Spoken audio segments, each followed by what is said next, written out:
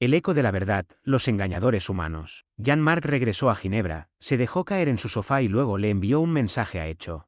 Me enviaste a un tipo interesante. El cursor parpadeó. Jean-Marc dejó el teléfono en el sofá y se fue a cepillar los dientes. Volvió a encontrar un nuevo mensaje. ¿Encontraste algo? Al mirar las palabras en la pantalla, Jean-Marc apretó los dientes, sin dejarse llevar por la ira. Callejón sin salida. Estaba tan concentrado en sus teorías conspirativas que se le escapó la obvia, escribió y envió la mentira. Aunque Echo afirmara ser un aliado, obviamente no lo sabía todo. Y Jean-Marc sintió que era el momento adecuado para fingir estupidez. Lo siento por eso. La próxima vez necesitaré algo más concreto. Silencio. Jean-Marc se fue a dormir. A la mañana siguiente, volvió al trabajo como si nada hubiera pasado. Saludó a sus compañeros, revisó informes de inteligencia y cumplió con sus obligaciones como cualquier otro día. Pero en el fondo, la sospecha lo atormentaba. Su reunión con Lasse le dejó con más preguntas que respuestas, y ahora necesitaba algo, cualquier cosa, sólido a lo que aferrarse. A media mañana, revisó cuidadosamente una serie de informes postoperatorios del frente. Evaluaciones de rutina, listas de bajas, desgloses de combate. Examinó los detalles uno por uno hasta que algo le llamó la atención. Operación Talón Vortex. Objetivo: campo de prisioneros de Dobur. Liberación de prisioneros de guerra. Clasificado: fallido. El equipo llegó y encontró a los 117 prisioneros muertos. Trágico, pero no inesperado. Causa de muerte: heridas de bala. Los Dobur no usaban armas cinéticas. Toda su doctrina militar evolucionó en torno a armas de energía dirigida, tecnología basada en plasma. Los científicos llevan años trabajando para replicarla. Sin embargo, la mayoría de las armas biobloqueadas para los soldados presentaban fallas que superaban la ingeniería inversa al ser tocadas por humanos. Las balas eran primitivas para los Dobur, obsoletas e ineficientes. Aún así, estos prisioneros habían sido ejecutados con munición balística. Jean-Marc accedió a los registros de la misión. El informe posterior a la acción era extrañamente estéril. Sin detalles, sin indignación. Solo una lista de las víctimas y la nota: no hay supervivientes. Como si alguien les hubiera ordenado no hacer preguntas. Sus dedos se cernían sobre el teclado.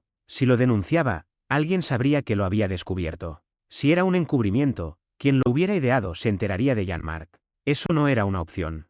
No ahora. Por ahora, cerró la sesión y lo dejó en un rincón de su mente. De vuelta en su apartamento, Jean-Marc observaba la tableta que Lasse le había dado. Si tenía razón, si la traducción había sido alterada, entonces en algún lugar, de alguna manera, enterrada en el sistema, estaba la verdad original. Tras consultar los registros de la República, descargó la versión oficial del informe del primer contacto directamente de los archivos. Luego, lo comparó con el documento de Lasse.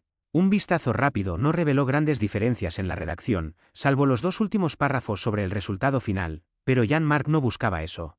Abrió los metadatos en busca de marcas de tiempo, autores y cualquier indicio de manipulación. Y allí estaba, mirándolo directamente. La transcripción oficial tenía una fecha de creación un mes después de la versión de Lasse. Eso debería haber sido imposible. Los registros de la República debían ser inmutables, almacenados en servidores seguros, protegidos por el gobierno y cifrados. Los registros públicos de antaño tenían sus fechas de transcripción originales incrustadas como metadatos, con una nota que comparaba la fecha de creación original con la fecha de transcripción. Si la fecha de transcripción y la fecha de creación coincidían, significaba únicamente que el documento se había creado y almacenado originalmente en el servidor en el momento de su creación. De lo contrario, significaba que se había realizado la transcripción, generalmente posterior a la fecha de creación. Volvió a verificar las fechas. La versión de Lasse tenía la misma transcripción y fecha de creación. La transcripción oficial tenía la misma transcripción y fecha de creación. La versión de Lasse tenía una fecha de creación un día después de la fecha del primer contacto. La transcripción oficial, un mes después. No debería haber ninguna versión anterior al lanzamiento oficial. Un escalofrío le recorrió la espalda. Esto no era una prueba, no de la forma en que se sostendría en un tribunal. Era una grieta en el muro. Una pequeña e innegable inconsistencia que sugería que las transcripciones del primer contacto habían sido alteradas para ajustarse mejor a la narrativa pública. Alguien había tomado el original y lo había enterrado, reemplazándolo con esto. Se le aceleró el pulso. Las afirmaciones de Lasse sobre la unidad en la adversidad, el informe de hoy, el interrogatorio. La traducción es mentira. Todo era real. El peso de la situación recayó sobre él. No fue un fallo técnico. Fue una reescritura de la historia. Jean-Marc exhaló lentamente. Necesitaba más. Necesitaba pruebas. Necesitaba encontrar los registros de nivel 6. Arriba había espacio libre. Jean-Marc apretó los puños. Si jugaba mal, firmaría su sentencia de muerte. La oficina tenía respuestas. Y ahora, Jean-Marc sabía dónde buscar. Enterrando su rostro entre sus manos, la única forma real de hacer que Jorín le mostrara los datos era clara ahora. Levantando la cabeza, miró la foto de él y Lena, felices en Provenza.